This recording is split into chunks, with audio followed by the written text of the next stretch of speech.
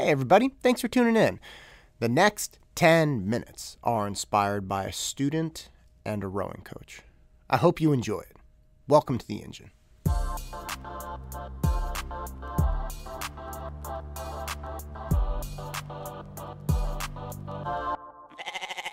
Students always come in with various levels of their homework completed. And most of the time people come in with all of the homework completed because they know if they come in without all of their stuff done, it's not going to be pretty. Because I don't suffer fools, right? If we're in here to get work done, you're going to have your homework done. And if you don't have your homework done, it's not going to be that long before you're not allowed to come back to class. There's a problem there. There's a fundamental issue that I have. And sometimes when I call parents to say, hey, guess what? Little Johnny hasn't been doing his homework. And if he doesn't get his homework done, he can't come back. And then the next week he doesn't have it done. And I call him and say, well, look, I mean, it's kind of over. He can't keep coming back to class. Sometimes the parents get really weird. It's like, wait. What do you mean he can't come back? I said, well, you're paying me money to make sure he's going to do better on this test. He's not getting his work done. He can't just keep coming with no value here for you. And they get really upset sometimes. They say, well, look, can't we just keep paying you and you can keep coming, or he can keep coming, and that's fine.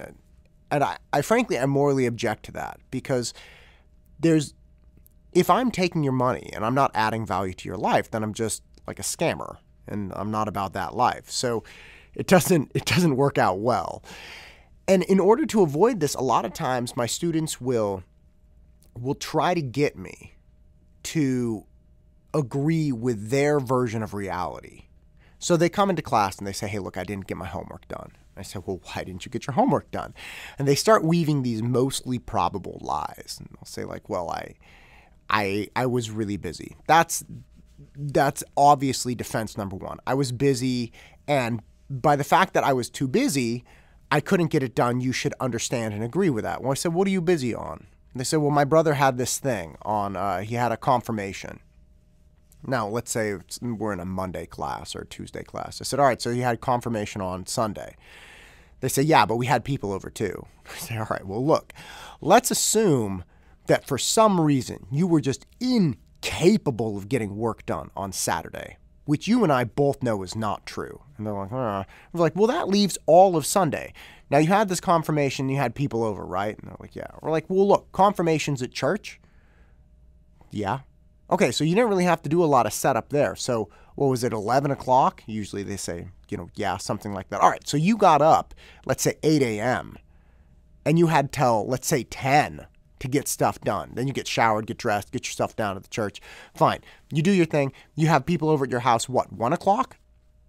And they start seeing where this is going. They're like, yeah, 1 o'clock. All right, great. Maybe an hour or two?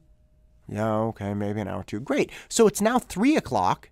You have the rest of Sunday. Let's even say you have a family dinner from 6 o'clock. You have from 3 to 6 o'clock, and then you have 7:30 onwards to get your homework done. You could have got it done then, any part of that time, or Monday, or let's say it's a Tuesday class. You could have done it right after school. The point is, they always try to weave very quickly this idea that there's a version of reality that I should agree with without prodding that makes it impossible for them to get done what they should have gotten done. And I never accept that. Now, it's not that there aren't things that really happen, like, hey, I got COVID, I didn't get my homework done. Okay, look, you get a pass. How are you feeling? Can I drop off some chicken noodle soup? But the vast majority of times, younger people try to create a reality and get you to agree with that reality that absolves them of any wrongdoing. And I can't get behind that. Specifically because this is something I personally have nightmares about.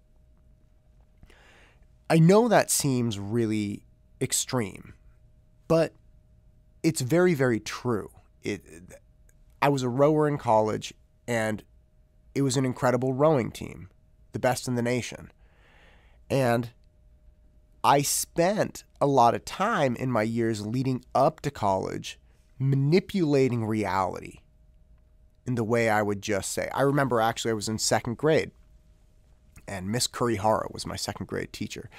And I was supposed to be writing these words in rainbow. So what we would do is write down a word and then take every crayon in a packet of 12 or something and copy the word. So it was like these rainbow words, right? So you get all these different colors, and we're supposed to be just repeating the words. It's not a big deal, right? I mean, this is second grade work. I was able to convince Miss Kurihara, and I'm sure she didn't entirely believe me, but I was able to weave and manipulate the conversation in second grade, by the way, to the point where I convinced her I was incapable of doing the work because I did not have crayons at home. And I was incapable of getting the work done in class where we had crayons for other reasons. So I backed her into this corner, and she was like, okay, all right. If you get these all done while you're in class, right, for like 3 weeks, I will buy you a little packet of crayons so you have crayons at home. I was like, that's very kind of you. Thank you. And she did. She bought me crayons, so I no longer had that excuse. But again, that's how I functioned. Well, guess what? If you're going to be the best rowing team in the country, and I rowed for Cal, if you're going to be the best rowing team in the country, you don't have the flexibility to manipulate reality.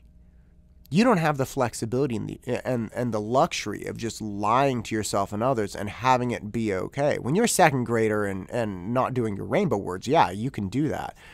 But when you're trying to beat Harvard and Yale and Princeton and Washington in a rowing race, you can't just convince everybody that you're the fastest. And coming from the world I did and entering the world at Cal in college for rowing, I didn't know that. And I didn't really get it entirely. And there were times when I had performed poorly or not as well as I could have. And I remember trying to convince my rowing coach that it was okay because, or this is what happened and oh gosh, what bad luck, and boom, boom. So he wouldn't think poorly of me. And I remember in one particular case, I was trying to convince him that I had not done as well in a race in a small boat. And in small boats, you steer with your feet. You know, you twist your foot left and right, and that moves the rudder so you can steer. And we had gone way off course, primarily because the person I was rowing with was stronger than I was. And instead of exposing myself and saying, yeah, this Gary really hauled on it and overpowered me, and that's why we got off course, I was trying to convince him that my foot, which it does actually, it turns 20 degrees to the right. Just naturally, if I'm standing up straight, it's like 20, 30 degrees. The right, I was like, well, my foot actually naturally turns to the left, or to the right, and, we were kind of veering off course. And he looked at me, and he didn't argue with me. And this is the thing that I actually struggle with.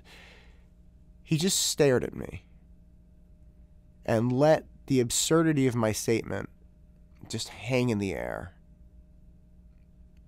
And it's not one of those things where like I killed somebody, but it is a thing that painfully exposed my inability to call reality what it was, and my desire, my childish, foolish desire to try to manipulate the world as to hide my deficits. And I actually have bad dreams about this. And I've been down on myself for years about it. Being this squirrely, pathetic kind of dishonest person and attempting to get other people to agree with me, to view my piece of the world view my version of the world as true. And I've been wondering why it bothers me so much. Because I did a lot of just standard stupid things as a kid. It's not like it was perfect by any stretch of the imagination. Why this one? And it comes down to fear. It comes down to being terrified of what you become, if that's who you are. Because if I ultimately was able to convince my coach that I did not do as well as I could have. And it was not my fault.